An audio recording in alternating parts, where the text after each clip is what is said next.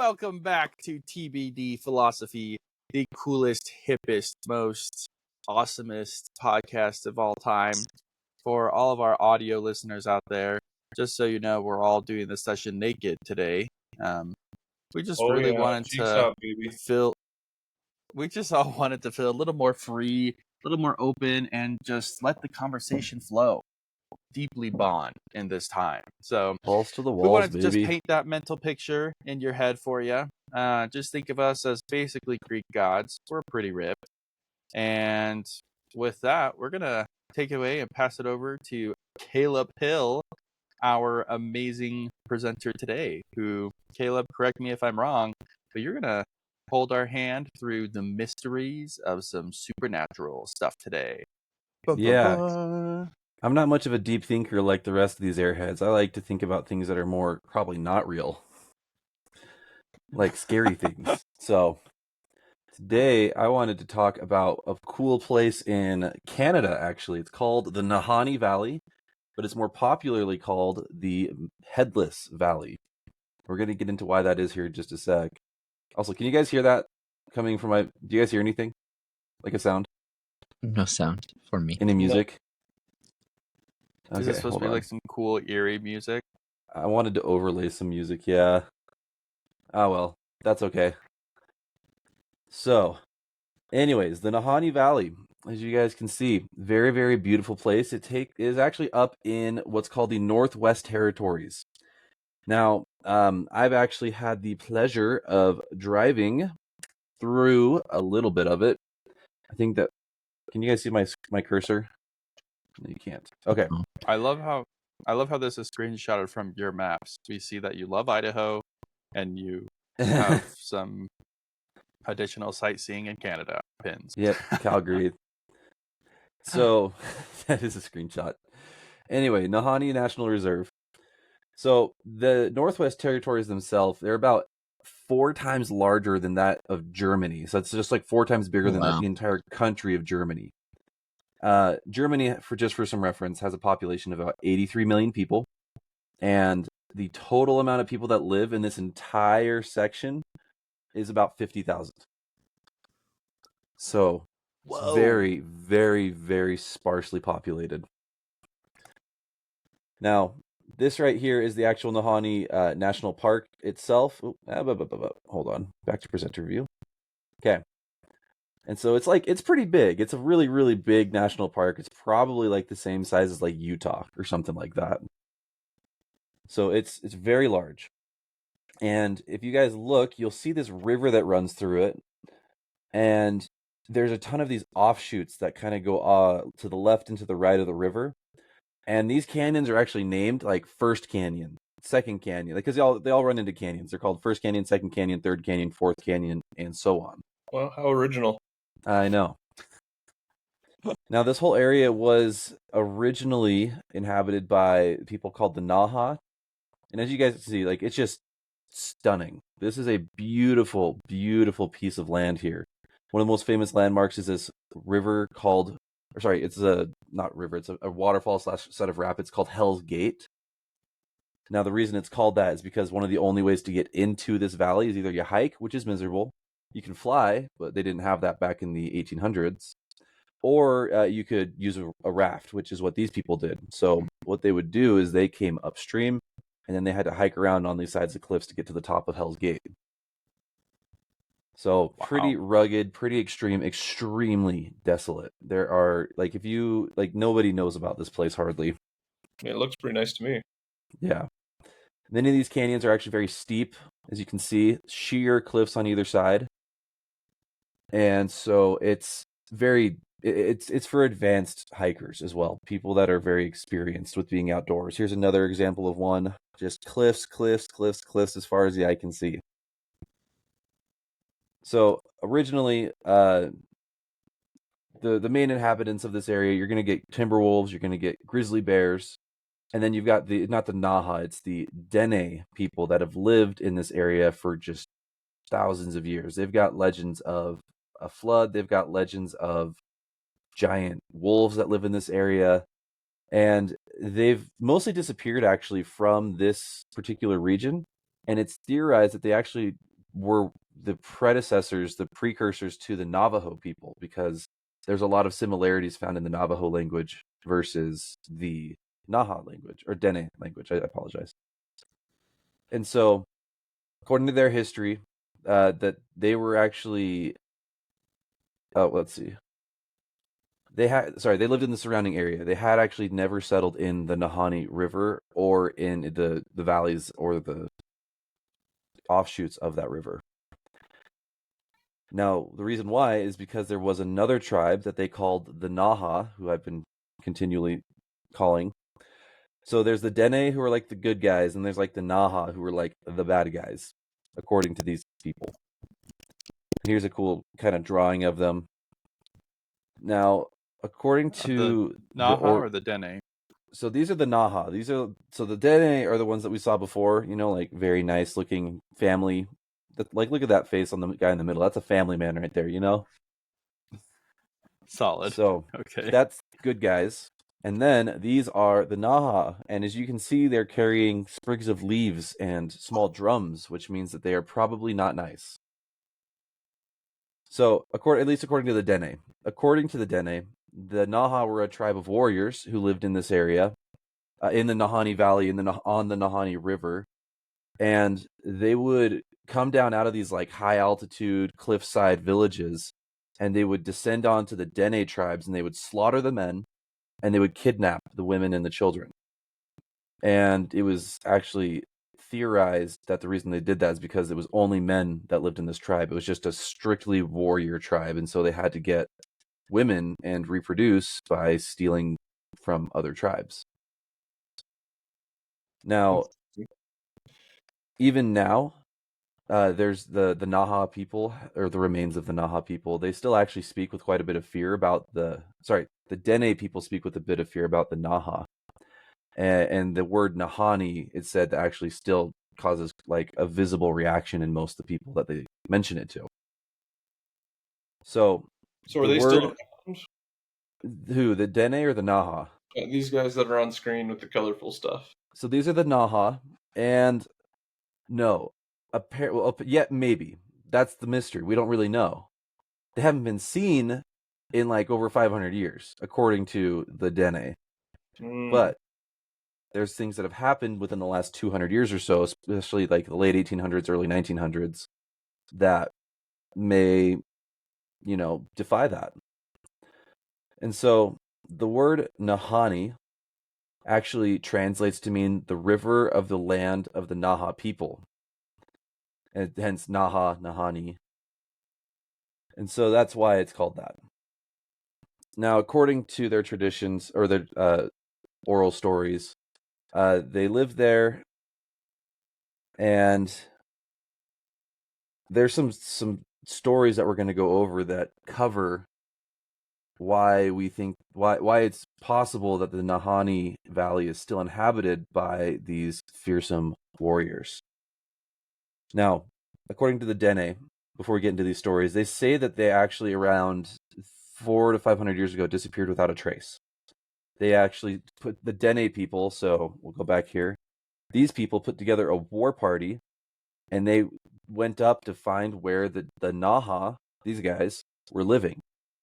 And so they went down these giant rivers with their canoes, and they scaled these cliffs. They found a way to get up onto the top of them, and they found a village, a rather large one, that was completely abandoned. And it seemed to them like it had been recently abandoned, but it were gone without a trace. There was no sign of any life there. And so that's why they believe that the Naha people have abandoned the Nahanni Valley.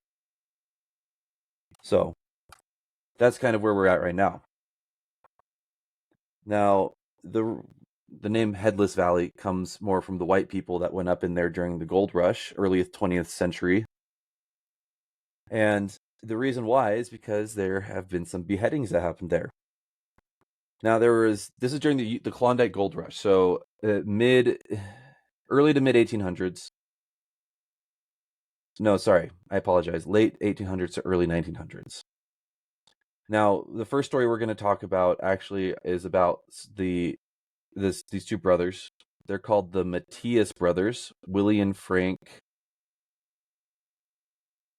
And let's see here. I actually might send you guys over something so I'm not doing all the talking. So I'm going to send over a little bit of this story to who wants to do some reading. I got you. Just Okay, text, Joseph. email. I'm going to email it over to you. What's your Okay. email? Joseph.dumar@gmail. At gmail.com.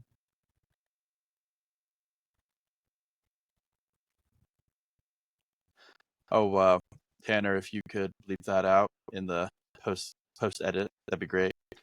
Yep, can do.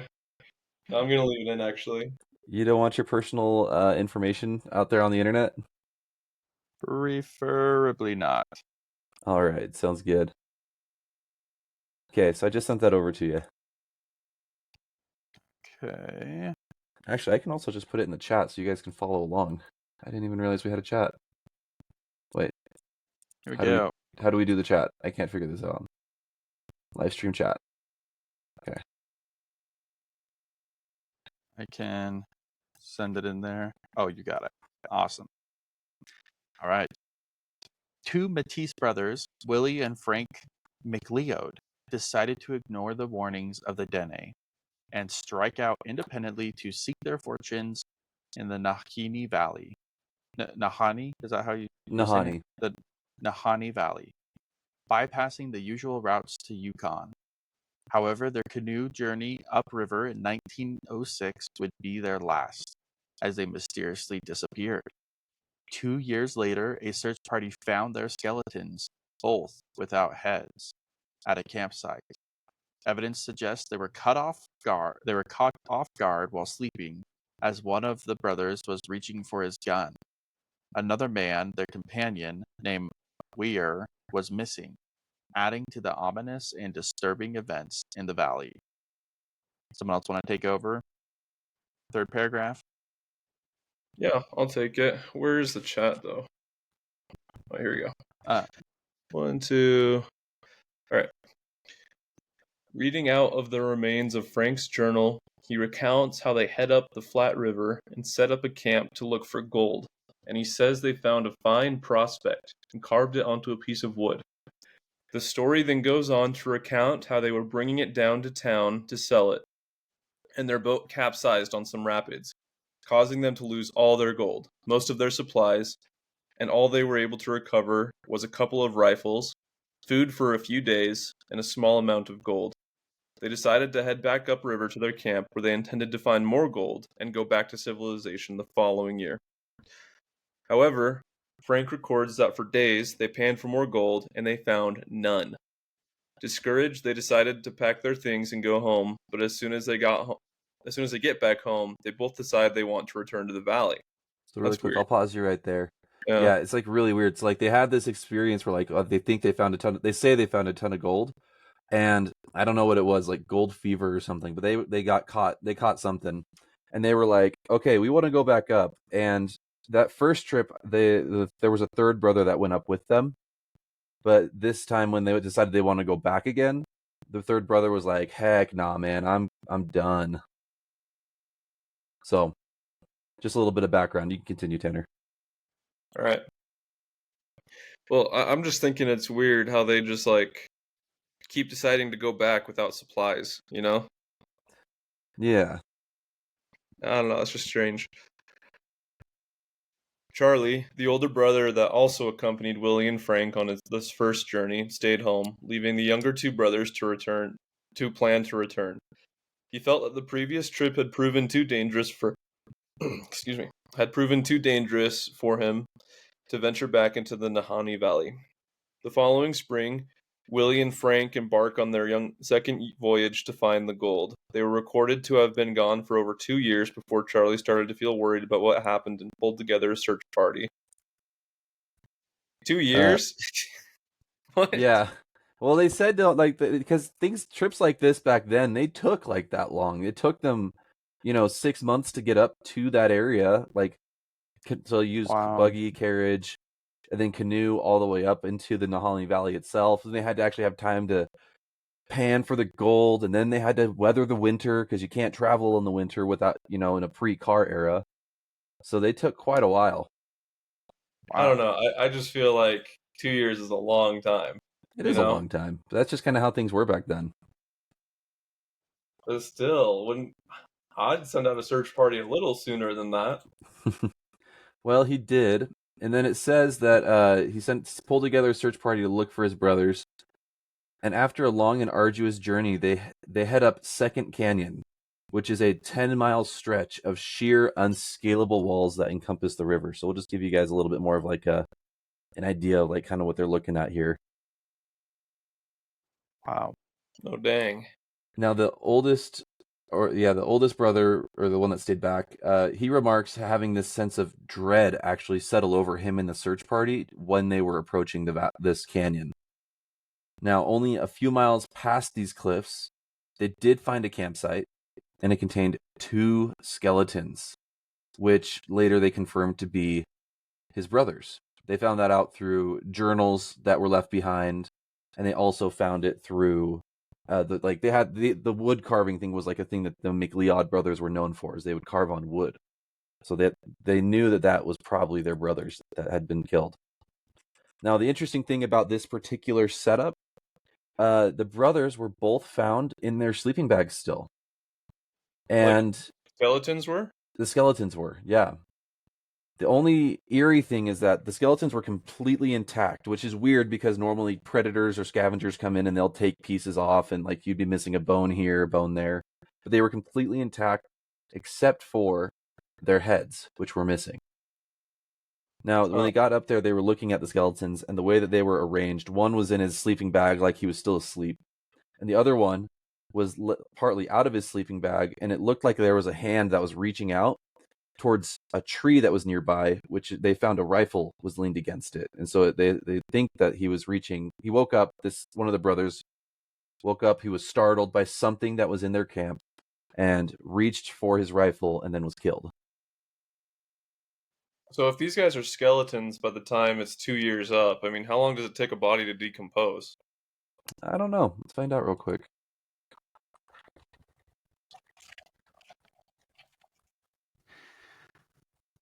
Well, all I know is it's a good thing that they're going to be warm while dead.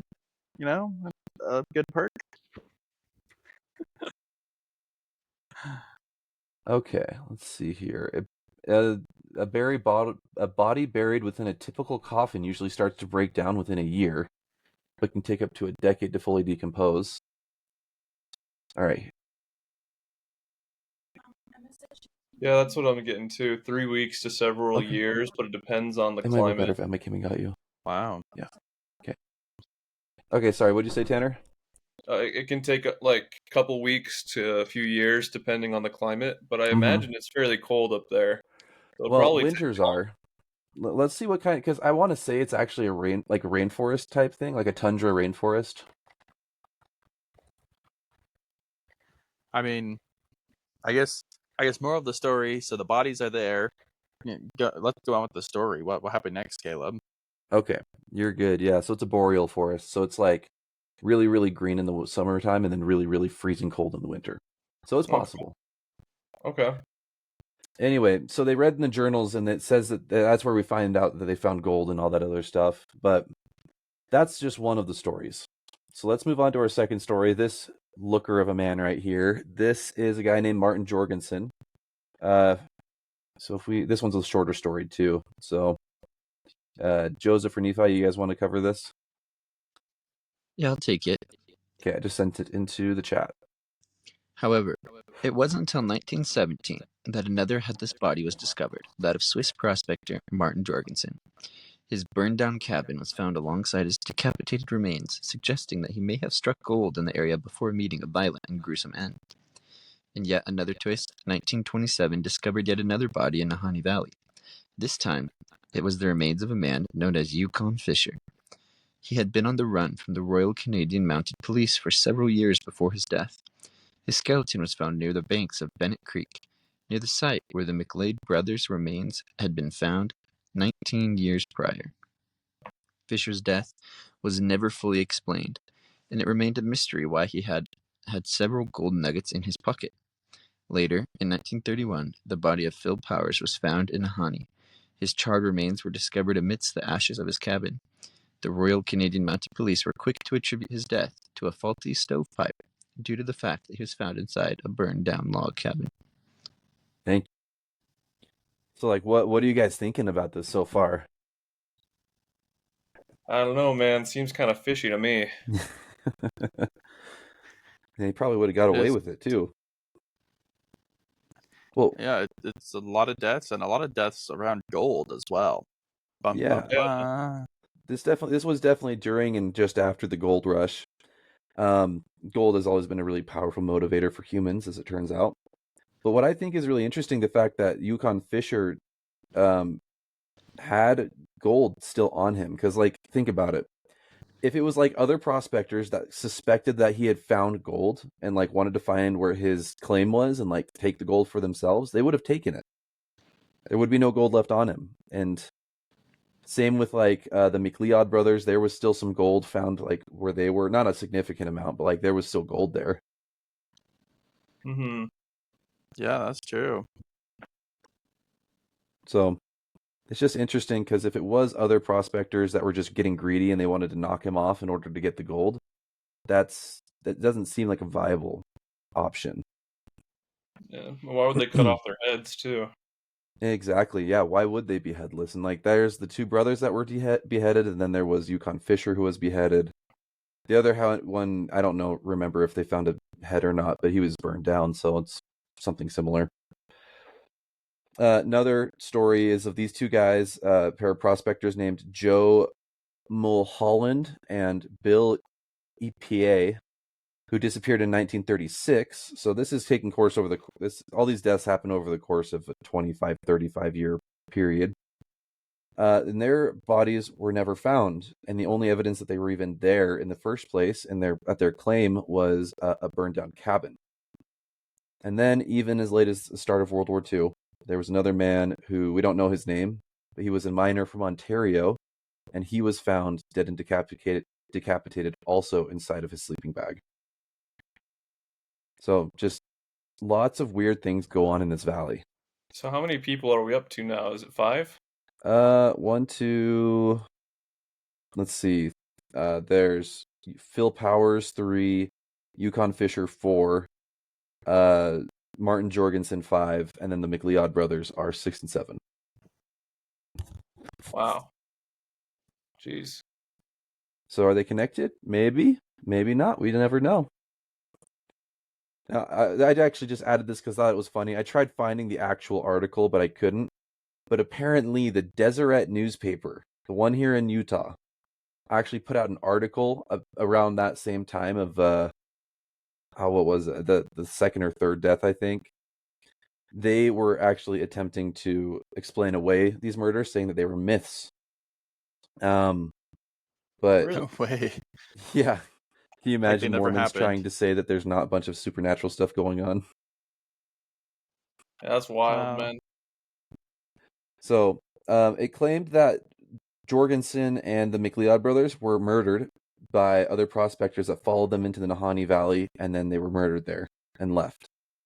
The problem with this article, and again, I wish I had it. I really did try hard to find it, but a lot of the content, apparently, according to second and third hand sources, say that it was very much based on hearsay, on speculation. Nothing really concrete was in there. So who's to say? But there are other possibilities as well. So like I said, the Nahanni Valley has a lot of legends, just in general. So here's another picture of a Naha tribe member that I don't know if that's real or not, but it looked cool, so I figured that's probably what they could have looked like. There in the middle. What the heck is the middle one? That's freaking creepy. Yeah, that's a Naha warrior, according to my internet search. So, take it with a grain of salt. That is way too creepy for a warrior. I know, right? Isn't that pretty freaky? That looks like some kind of cryptid, man. Hey, who knows? I mean, maybe the Naha were cryptids. There's also, legends of other supernatural or extremely large natural things that happened there. So apparently that area is actually very it's got a ton of ancient remains of prehistoric animals, including mammoth bones and ancient bear dogs, which if you want to see what that looks like, look at the top right. Those are pretty freaky looking. Dude, that I would love to have one as a pet. Yeah. At night, man, like I'm just gonna like just die. I'm just gonna Imagine lay down seeing and die at this you're sitting point. by your fire, right? It's just a small fire, and you see those eyes all at your at shoulder level, looking at you from beyond the darkness. I mean, well, the scary part is, man, if that's a tribe, that means that one's just the distraction, and there's probably more behind me. they're just like velociraptors. You got the one in front to distract you, and then they come in from the sides. Exactly, dude. Like, oh my gosh, that's creepy. Yeah. So, and some of the Dene people who remain, they claim that those animals, like the bear dogs, still live in the most remote, deepest parts of the valley. Other local stories depict an ancient giant who cooked in the. There's some hot springs there called Rabbit Kettle Hot Springs, and it's claimed that that giant used those hot springs to cook when it lived there. And you know that and a depiction of the giant can be seen on the left-hand side. Now, it is a legend, so take that as you will. But the Dene do or did leave offerings at those hot springs in order to, as like a superstition, to potentially keep that giant appeased and keep it away from them. And then they would use that spring to kind of tell, like, if it's full, then it's a good omen. If the spring is like dry, or if it's getting dry, then that's bad. Also, you've got tales from trappers, and they would say that they would find fresh tracks of massive prehistoric animals like mammoths, and that they brought back ivory tusks with flesh and hair still attached to it. And then the Dene tribe elders. Those, like is that like confirmed? They actually brought that back? This is just according to a bunch of websites that I found. I don't have any fact checking on them, so I wouldn't put too much stock into it, but it's possible. Okay. Another thing is that the Dene tribe elders, so like the older, sage ones that lived in that area, also could accurately draw pictures of mastodons or woolly mammoths from memory. So interesting. So yeah. So these people have been around long enough for like potentially, thousands of years. Potentially. The last ice age was 10 to 15,000 years ago. Wow. So it's very possible that this is a very, very old tribe. And then another story that the Naha would talk about was that the bear dogs would still be in the Nahanni Valley. And some other people say that the Naha people, so the warriors, like you see, are also the ones that are responsible for all these unexplained deaths and disappearances, simply believing it's territorialism on the part of the Naha. And so, and other people just think, it's extreme wilderness, and so people that aren't smart just die out there just because they're not smart. Yeah, they slip You the walk into the wrong valley way and and their you're head falls done. off. Instantly, your head falls off. Yeah, I'm disinclined to believe that theory, just because if you look at like the MacLeod brothers, for example, their bones were all intact and they were all still there, which Just not the head. not the head, but like with regular predator scavenger behavior, like you would see those things torn apart. You would find pieces of bones here. You'd find things would get dragged away. It wouldn't be left intact like that. So it's definitely an interesting thought. Anyway, any thoughts on our spooky friends here? Like I said, man, I'm just gonna die if I see that thing in the night. Yeah, that thing is freaky. I'm just gonna let him kill me. It's not worth it. So sketch. Right. So spooky is right for all of those. If I had to put money down, I think I'd put money down on there being some Dene who are a little chop happy and taking people out and won their gold. But that's my 2 cents. Nice. Tanner, Joseph, or Nephi? No, I've said my piece. Yeah, I mean, I also agree. I think that they're creepy, but I think I like Joseph's theory. I didn't even consider that with the Dene, honestly. I was thinking of honey, but Dene, yeah. Yeah. But It's I also totally possible still that they support were, you, you know, Nephi. I shrunken totally head still support you, enthusiasts. Nephi, that I think we all need pet bear dogs. Agreed. Thanks. Although I also feel like that looks more like a cat. Like, what dog do you know has such a long tail? I mean, I don't know. the sucker is massive, though. That's pretty awesome. Yeah. Yeah, that's true. So, yeah, it's a mystery in history. And will we ever know what really happened? I don't think so. At least not in this life. Dun dun dun. Yeah, I know. I gotta edit in some spooky music to that. That was cool. So, like, has anyone else died past like those initial 7 deaths, or is it just that? Let me look. No one else has ventured in since.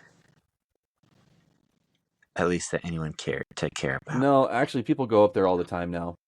Oh. Yeah, you can look it up, pictures of it and everything. It's pretty cool, actually. But apparently in 2005, there was a guy that died there named David Horsey. Horse. Yeah, Horse. It's spelled Horesay, like Horsey. It was a horse, guys. It was all a horse. Yeah, it's just one letter away from hearsay too. But So it says that okay, here we go. Since 1906, one second, I just lost it clicking on the link. So, since 1906, the Nahanni Valley was first explored by Europeans, and 44 people have been reported as disappeared or found dead in the region. 6 of them. 44? Yeah. Now, 6 of those guys were laying their heads and lying beside burned out camps, and they believe that it was the Naha. So, pretty crazy. Wow. Man. But the valley itself is gorgeous. Like, you guys should look up other pictures of it, because I would love to go visit this place, even in spite of... Oh, actually, you know what? I'm going to show you guys something really funny. Okay.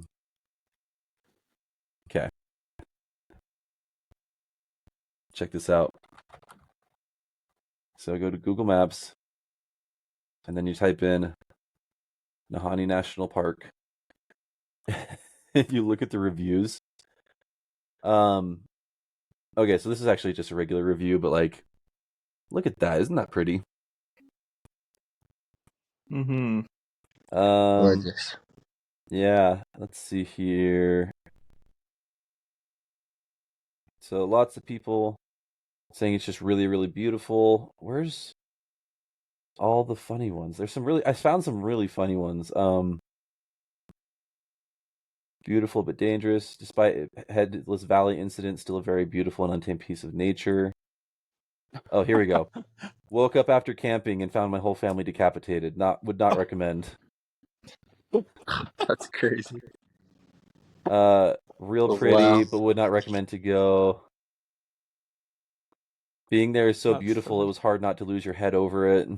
Yeah. So just fun stuff like that. Anyways. Wow.